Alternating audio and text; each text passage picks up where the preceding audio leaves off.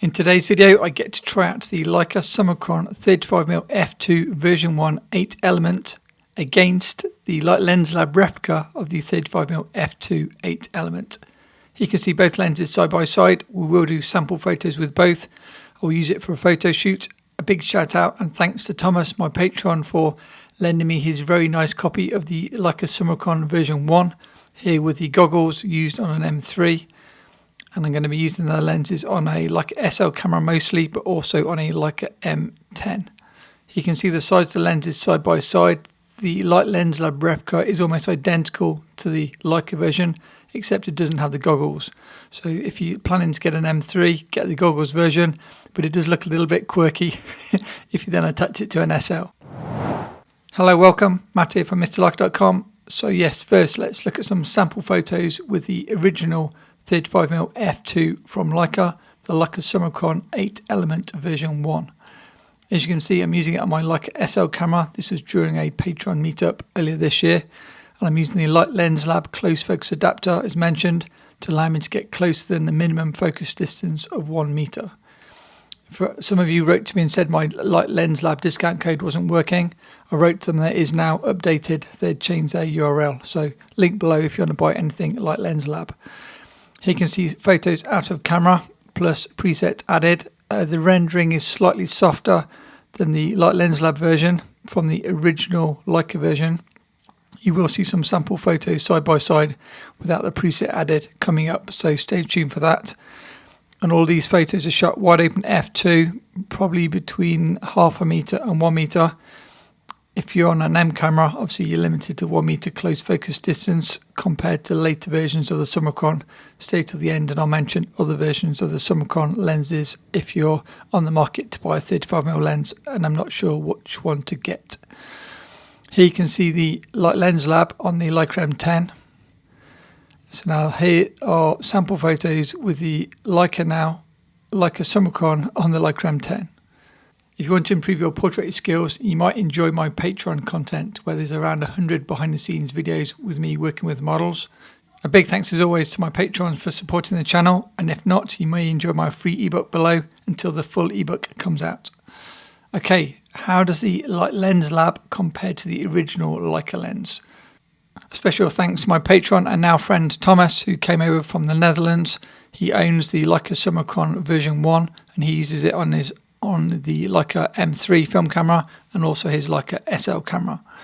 I took my Leica M10 as well as my SL, and then the goal was to shoot both his lens and my lens on my Leica M10 and shoot them towards the sun to see how the flare compared and the sharpness. I shoot portraits ideally or where possible towards the light, so this is how I wanted to see how the two lenses compared. I had borrowed this lens briefly in the past, and from memory I thought it had warmer colours and slightly more flare from the Leica version, so I basically wanted to see if that was actually the case in the kind of a more controlled test. So Thomas is my victim here, victim/model. The sun's going down just behind his head, so I shot both lenses directly into the sun, both wide open, both on the M10, both at 1 meter distance, and we'll see in a second how the results compare. If you've never used the Light Lens Lab, they feel like Leica lenses and they're amazingly similar in terms of replicas, but obviously at a fraction of the price. If you try to find the original Leica one, they can be quite expensive. I think Thomas found a great deal when he got his copy.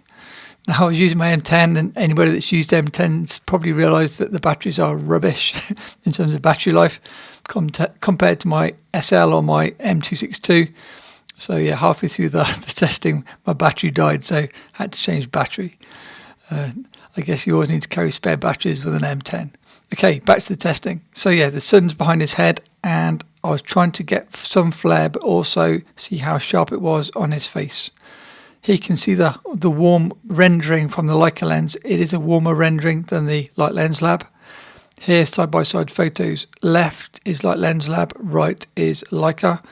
And you can see the Leica is warmer but softer with slightly lower contrast. So if you like a warmer look and you shoot colour, you might prefer the Leica version.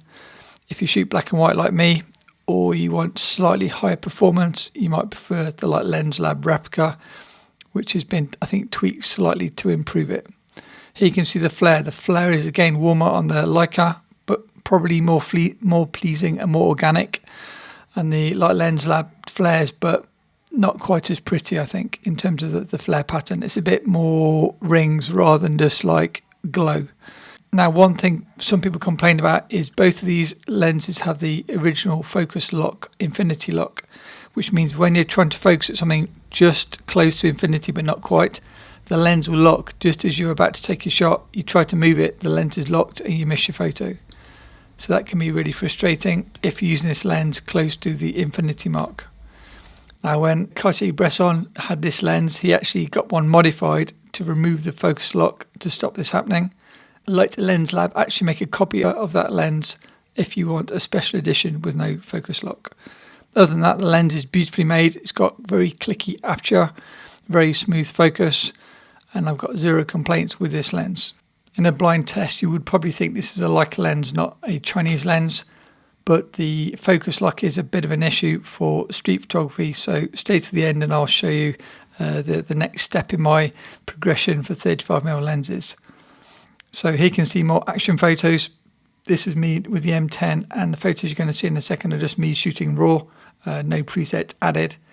I was trying to just do some test photos with the now Light Lens Lab lens, not the Leica lens.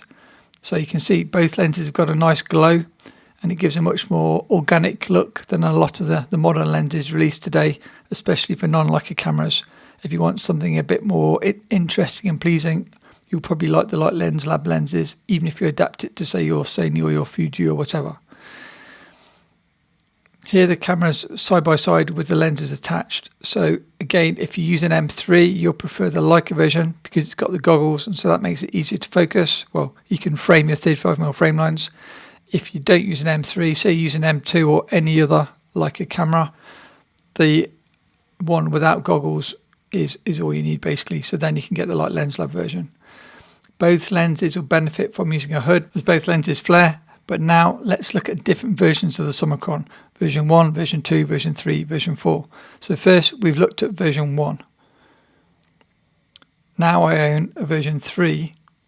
Last week I also tested a version 2 and a version 4, trying to work out which is the best Leica Summicron version for me. So this is first version 1 versus version 3. I'm trying to keep track. Version 3 is the Leica one with the yellow font. Version 1 is the replica with the red font. The advantage of the version 2, 3 and 4 is there is no infinity lock, so this is much better for street photography. Now here you can see version 2 versus version 3. They're almost identical. And here version 2 versus version 4. The King of Bokeh is a version 4, but I was not impressed. I talk about that in the full video, and I even cover the Voigtlander Nocturne 35 1.4 for those of you interested in that lens. If you love the idea of a super small Summicron, yet with the same rendering as seen here, check out my video on the collapsible Light Lens Lab 35mm f2. And for raw files from the Summicron version 3, check out the video when I was with Peter Coulson.